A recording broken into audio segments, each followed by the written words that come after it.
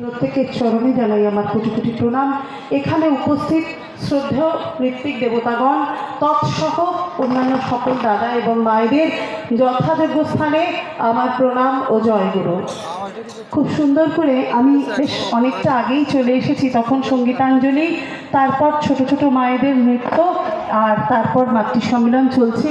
মায়েরা প্রত্যেকে প্রথম থেকেই একদম সঙ্গীত, তারপরে নৃত্য এবং মাতৃ সম্মেলন খুব সুন্দর করে করছেন।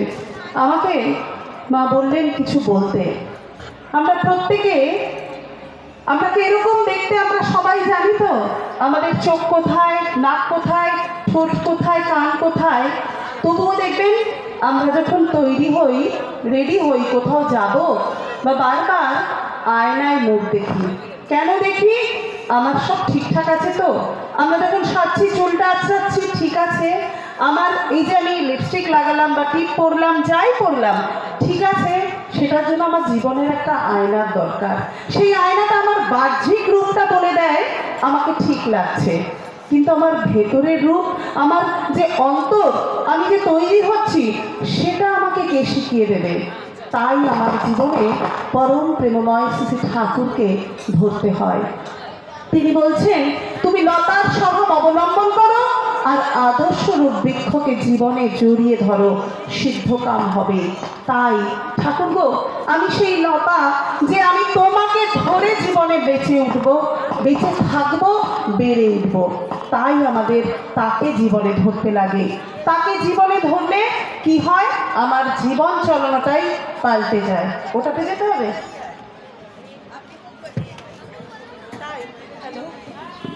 Hello hello hello. তাই আমাদের পরম পিতাকে জীবনে ধরতে হয়।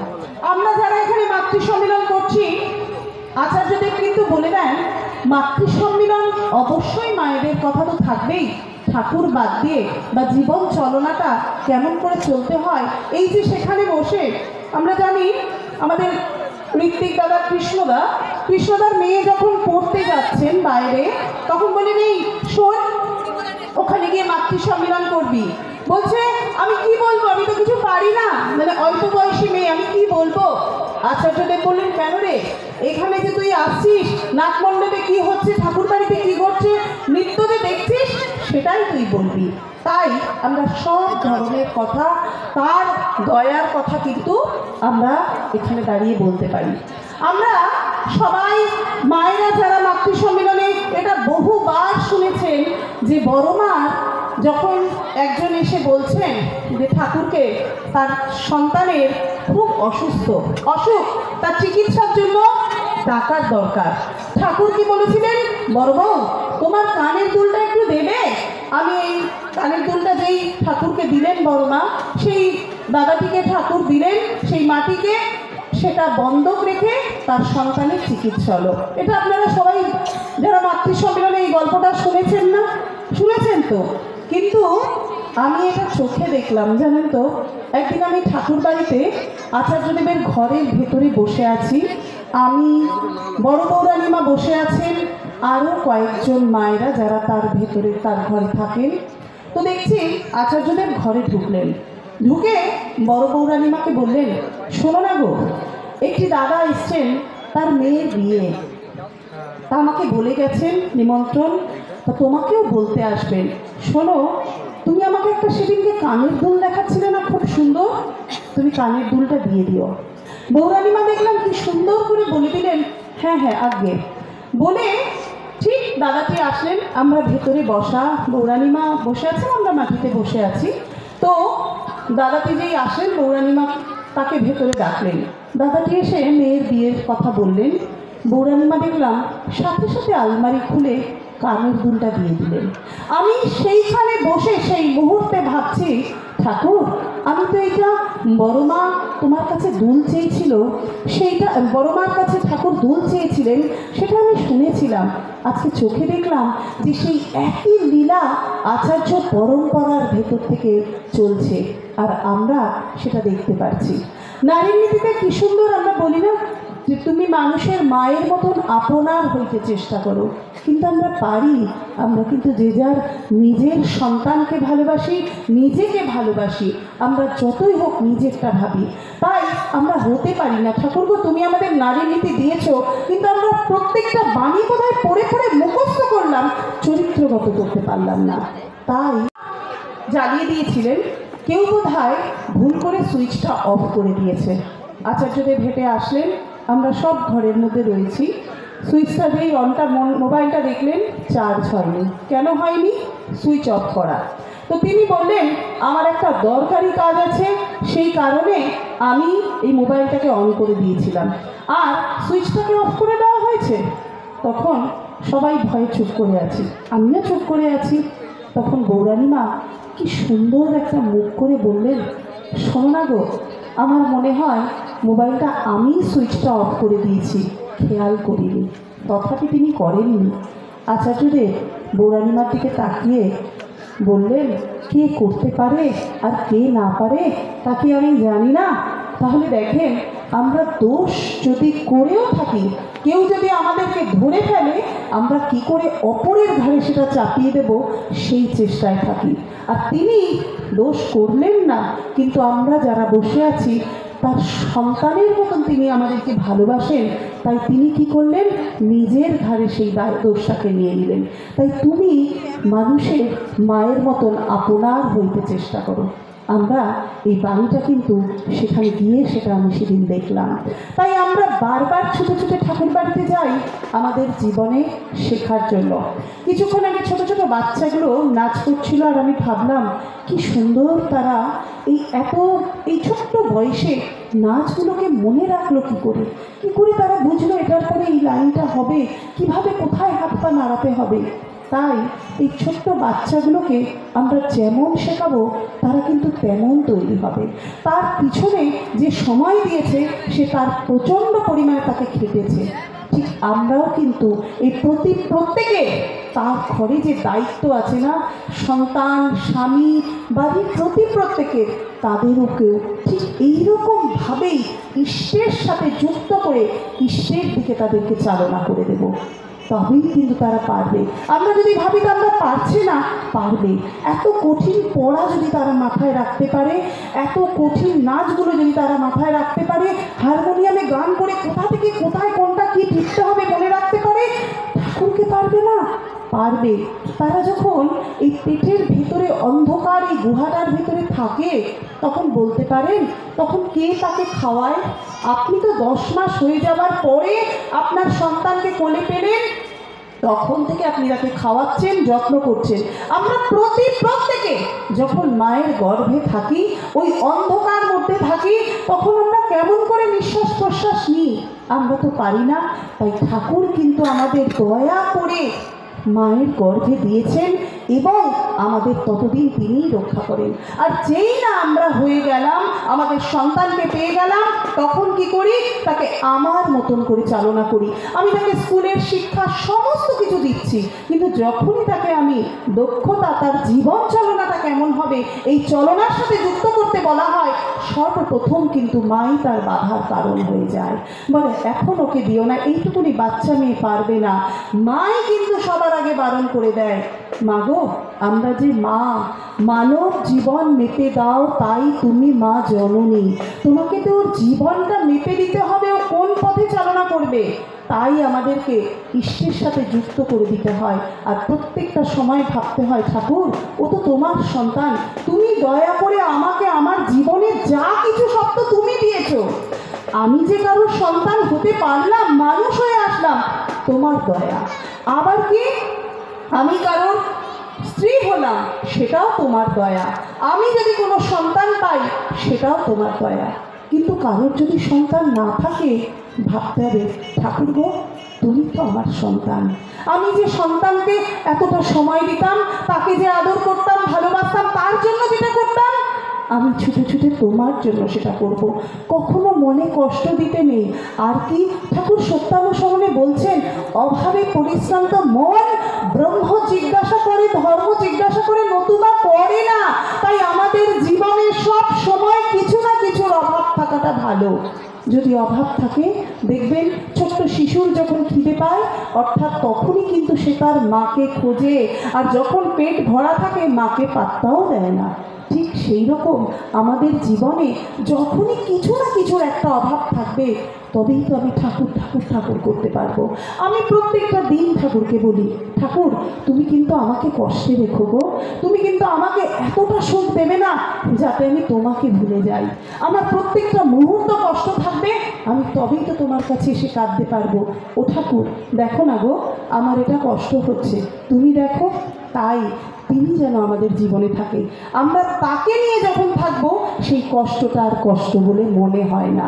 তখন দেখবেন কত আনন্দে আমরা থাকতে পারি। আর যা কিছুকে আমি আঁকড়ে ধরে রাখার চেষ্টা করি না কেন সেটা কিন্তু আমার জীবনে থাকে না। তাই আমাদের পরম প্রেমময় শ্রী ঠাকুর তিনি তার এই আচার্য পরম্পরা রেখে গেছেন আমাদেরই ভালোর জন্য, আমাদের শেখার জন্য, আমাদের জীবন চলনাটা কিভাবে চলতে হবে জানার জন্য। তাই আমি একটা গল্প বলি। এটা একটা ঘটনা। একটি মা তার মেয়ের বিয়ে ঠিক করেছে। এই যে আমরা বুঝতে পারি না, আমরা যারা মেয়েরা বসে আছি তারা বলেন তো, একটা ছোট শিশু ছিলাম, তারপর বিয়ে, বাবার বাড়িতেও কি লাঞ্ছনা গঞ্জনা, দাদাদের শাসন, বাবার শাসন, বাড়িতে যদি কোনো ভালো মন্দ খাবার আগে তারা খেয়ে নেবে, যেটা বাঁচবে তোমরা অবশিষ্ট পাচ্ছ, এইভাবেই কিন্তু আমাদের। আবার শ্বশুর বাড়িতে এসেও কিন্তু সবাইকে খাইয়ে দাও, পরিয়ে দাও, থাকলে তুমি পাবে। এত পরিশ্রম করার পরেও কিন্তু তুমি কোনো সুনাম পেতে পারো, সেটা কিন্তু নাও হতে পারে। কিন্তু ঠাকুর আমাদের কত ভালোবাসে, তাই না? তাই আমরা আমাদের যদি ভুল জীবনে আমাদের কেউ করিয়ে থাকে, আমরা যারা সন্তানের মা বাবা হতে পেরেছি তারা যেন আমাদের সন্তানটাকে সেভাবে ভুলের জীবনে চালিত না করি।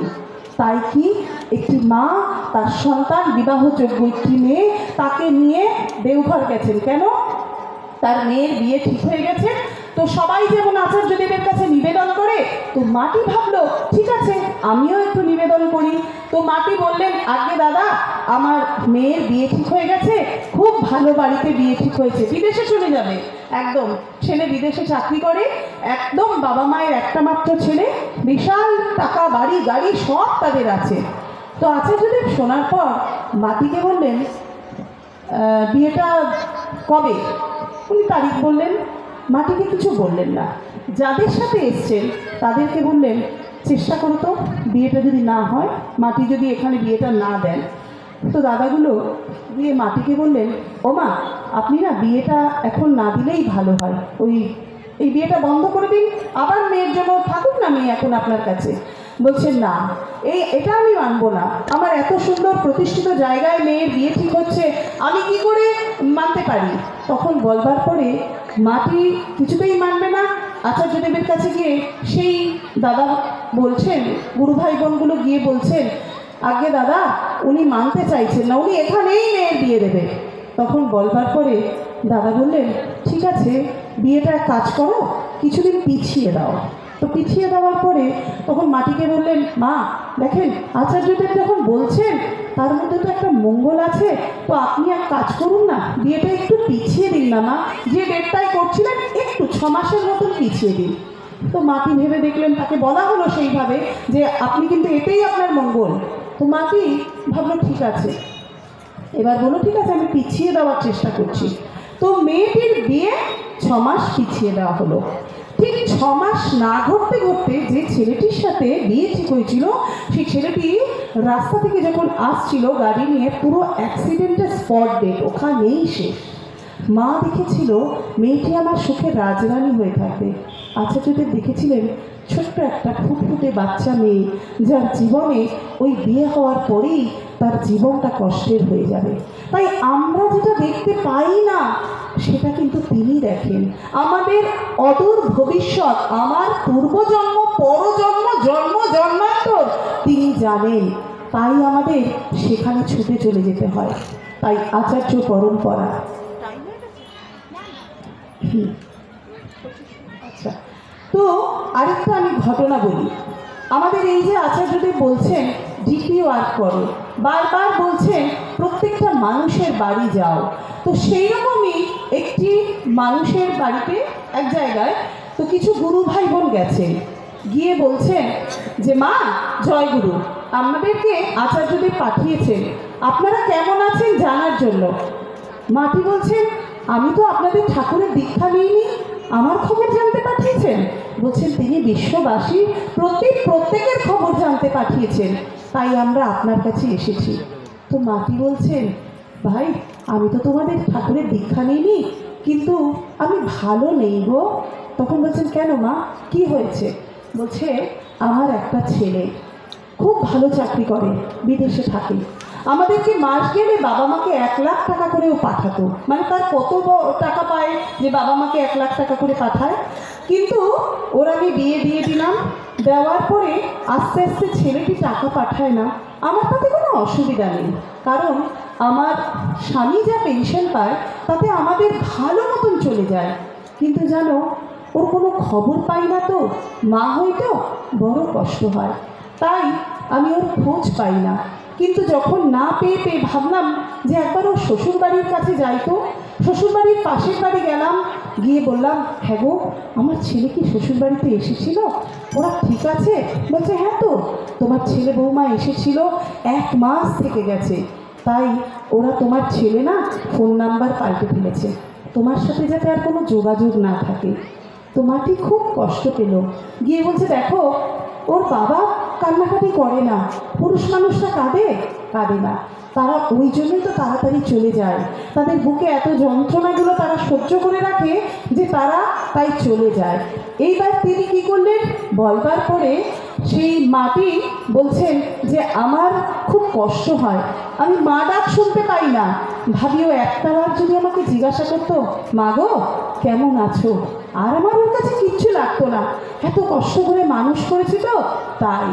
তো তখন ওই মাটিকে আর দাদাটিকে বলা হলো, ও মা, আপনারা তো একলা একলা ঘরে বসে থাকেন, সময় কাটে না, ভালো লাগে না, তো চলুন আমাদের সাথে একটু ঠাকুর বাড়ি যাবেন, ঠাকুরের দীক্ষা নিন না, ভালো লাগবে তো, ঠাকুরের সাথে যুক্ত হয়ে যাবেন। বলছে, ঠিক আছে নিলাম। ঠাকুরের দীক্ষা নিলেন, নেওয়ার পর ঠাকুর বাড়ি গেলেন, যাওয়ার পরে গিয়ে দেখছেন সেখানে ঠাকুর পার্লারে গিয়ে প্রণাম করলেন, আচার্যদেবকে প্রণাম করলেন, এইবার অবিন দাদাকে প্রণাম করছেন। আর যেই না অবিন দাদাকে প্রণাম করছেন, অবিন দাদা দূর থেকে ওই মাটিকে বলছেন, ও মা, জয় গুরু, কেমন আছেন? আর যেই না বললেন, ও মা, জয় গুরু, কেমন আছেন, মাটির বুকটা চমকে উঠল, কতদিন পর মা ডাক শুনতে পেল। সে বলছে, আগে আমাকে?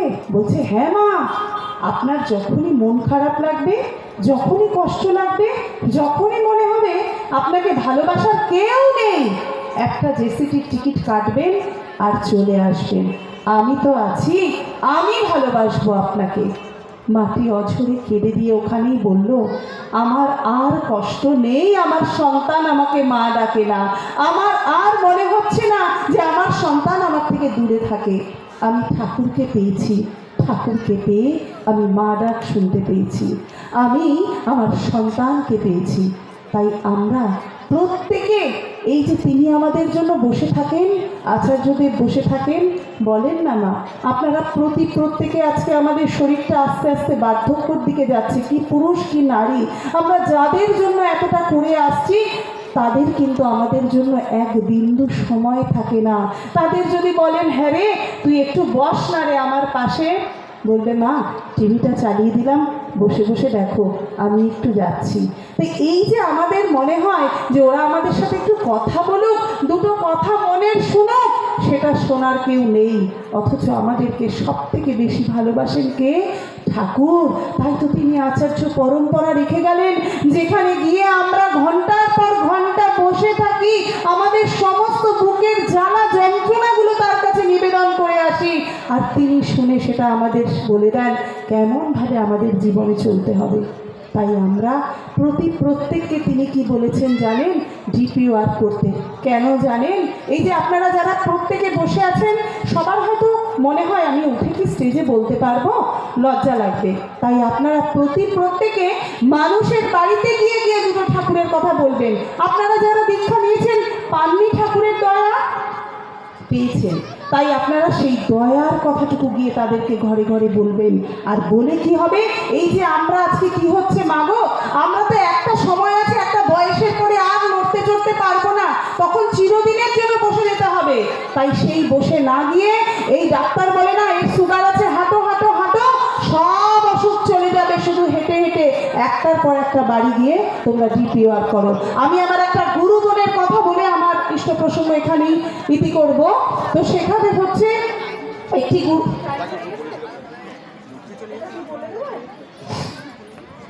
তো আমার সাথে আমার একটা বান্ধবী, তার বাড়িতে একেবারে তার মেয়ের বিয়ে দিয়েছে, তার স্বামী তাকে নেয় না। তার ছোট একটা বাচ্চাটা একটুখানি অ্যাবনর্মাল, বাচ্চাটা ঠিকঠাক নয়, বাচ্চা শুদ্ধ মেয়েটিকে তার বাপের বাড়ি ফেলে দিয়ে চলে গেছে। খুব কষ্টে একদিন আমি তার বাড়িতে গিয়ে দেখলাম কি অবস্থা, মা মেয়ে আর বাচ্চাটা তিনজনে না খেতে পেয়ে ঘর বাড়িতে যেন কি কষ্ট। আমি বললাম এ কি পরিস্থিতি তোমার? বলছে আমরা তিনজনেই মরে যাব ঠিক করেছি। দেখাচ্ছে আমাকে বিষ এনে রেখে দিয়েছে, সেটা খেয়ে বাচ্চাটাকেও মেরে ফেলবে আর মা মেয়েও মরে যাবে, কারণ কি খাবে তার টাকা নেই, ঘরে এত অশান্তি আর চাপ নিতে পারছে না। সেই অবস্থায় তাকে আমি বললাম তুমি না ঠাকুরের দীক্ষা নিয়েছিলে, কিন্তু ইষ্টভীতি বন্ধ করে দিয়েছে। এই GPR করে গিয়ে তাকে আবার নতুন করে ঠাকুরের সাথে যুক্ত করা। নিয়ে গেলাম তাকে ঠাকুর বাড়ি দেওঘরে, সেখানে গিয়ে তারপর সে আমার সাথে চলতে চলতে চলতে সস্তায়নীও নিয়ে নিল। নেওয়ার পরে সে প্রত্যেকটা দিন, এই যে 30টা দিন হয়ে যায়, মাস যেই শেষ হয় সে নিজের তাগিদে ছুটে আমার কাছে এসে বলে আমার ইষ্টভীতি দেওয়ার। এই যে দিল ইষ্টভীতি, বিশ্বাস করুন আপনারা গেলে বুঝতে পারবেন, সেই মাটির যেখানে বরটি আরেকটি বিয়ে করবে বলে মেয়েটিকে বললো আমি ডিভোর্স ফাইল করছি, তুমি রেডি থেকো, তোমার বাচ্চা আর তোমাকে আমি ত্যাগ করছি, সেই স্বামী কালকেও আমি যে দাদার সাথে এসেছি তিনি বলছেন যে জানেন আপনার ওই বান্ধবী ওই মেয়ের বর তাকে নিয়ে কি সুন্দর ঘুরতে বেড়ালো, এবং শুধু তাই নয় বাচ্চাটির সমস্ত দায়িত্ব নিয়ে নিল। আর কি করলো, তারা মা মেয়ে দুজনেই চাকরি পেয়ে গেল। যেখানে ঠাকুরের ওই সামান্য 30, 35, 70টা টাকা ঠাকুরকে দিচ্ছে, তার বিনিময়ে তার ঘরে মাসের যে আয় সেটা 20,000 টাকা এই ঢুকে গেল, অথচ তারা না খেতে পেয়ে মরে যাচ্ছিল। তাই ঠাকুরকে আমাদের ভালোবেসে দিতে হয়, ওই দেওয়ার মধ্য থেকেই আমরা পাই। ভগবান শ্রীকৃষ্ণের যখন আঙ্গুল কেটে গিয়েছিল, দ্রৌপদী তার এতটুকুনি শাড়ির কণা ছিঁড়ে তাকে দিয়ে দিয়েছিলেন। ওই দেওয়ার মধ্যে থেকে যখন তার বস্ত্র হরণ হলো, সে যখন হে প্রভু আমাকে রক্ষা করো, হে মধুসূদন আমাকে রক্ষা করো বলে ডাকছে, তখনও কিন্তু সে পুরো রক্ষা পাচ্ছে না, কারণ সে একটা হাত এরম রেখেছে, আরেকটা হাতে মধুসূদন আমাকে রক্ষা করো, হচ্ছে না রক্ষা। যখন সে ভাবলো আমার কাপড় পুরো খুলে যাচ্ছে, আর কোনো আমার লজ্জা শরম সব চলে যাবে, তখন সে দুটো হাত উজাড় করে বললো মধুসূদন আমাকে রক্ষা করো। তাই তখন কিন্তু মধুসূদন তাকে দিল, ওই তার এক টুকরো কাপড়ের জন্য সে কতটা পেয়ে গেল। তাই ঠাকুর আমাদের এই প্রত্যেক দিন সকালবেলায় উঠে সামান্য ওই ইষ্টভীতিটুকু রাখেন, আমরা তাকে দিই, আর তার বিনিময়ে আমরা দয়ায় তার জীবন, আমরা জীবন পেয়েছি, খেতে পাই, পড়তে পাই, এত সুন্দর একটা জীবন পেয়েছি। তাই মাগো আমরা প্রত্যেকে যেন জীবনে তাকে নিয়ে চলতে পারি, তার ইষ্টভীতি করতে পারি, তবেই আমাদের জীবন সার্থক হবে। তাই আমার সময় এখানে শেষ হয়ে গিয়েছে। আমি প্রত্যেকের মঙ্গল কামনা করে আমার ইষ্ট প্রসঙ্গ এখানেই শেষ করলাম। জয়।